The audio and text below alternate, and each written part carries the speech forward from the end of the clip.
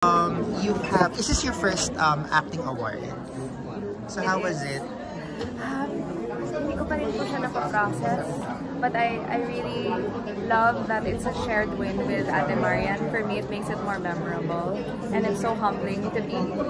Kanina nung nasa stage kami, tapos nagsasalita siya, it feels like a fever dream. So, I'm just so filled with gratitude. But ultimately, I'm happy to share this with the rest of the Conabashi. How many years ka na sa industry? Siguro po nag-upisa ako nung graduate ako ng 2014, 2015.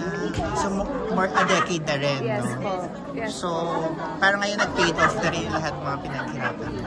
I mean, every time na may trabaho and every time may opportunity to tell a story, honestly, for me, sapat na yun. But this is like a wonderful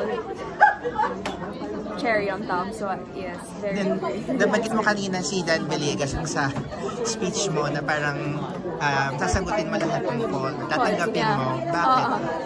Kasi this is how this whole thing started. Tumawag si Direk Dan sa akin at tinanong niya kung may Japan visa ako. Yung first question niya. And from there, it just unfurled so quickly and andito na kami. And nanalo din siya ng Best Cinematographer after like a decade of not doing DOP work. So all of us are just so excited. And ano na lang yung message ng film na gusto mong iparating sa audience for your movie? That in order to get through grief or to make it more bearable, it's necessary to reach out and to connect with the people who are also struggling and will understand your struggles. Sino yung mga actors na nililook up mo nung nag-i-start ka pa?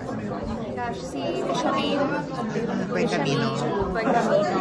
Kanina si Ate Frances nandun, nagka-fangirl ako sa kanya. Ate Dolly, of course, a lot of the actresses na nag-film and nag-theater din, yun talaga yung mga idols ko in the industry. Pero ikaw ba personally, ano ba yung mga criteria bago matanggapin ng isang pelikula? Well, that yung story, yung character is more than just her love interest. For me, women's stories are interesting not just in relation to who the men in their lives are. So I've been fortunate enough to have the opportunities to tell those stories. Last na lang, message na lang sa mga audience na noon ng Conabashi. Thank you so much to every person that has shown our film support and generosity. We share this award with you. Thank you so much. We hope to take this film to other places as well, and we look forward to sharing this with an even bigger audience. Thank you.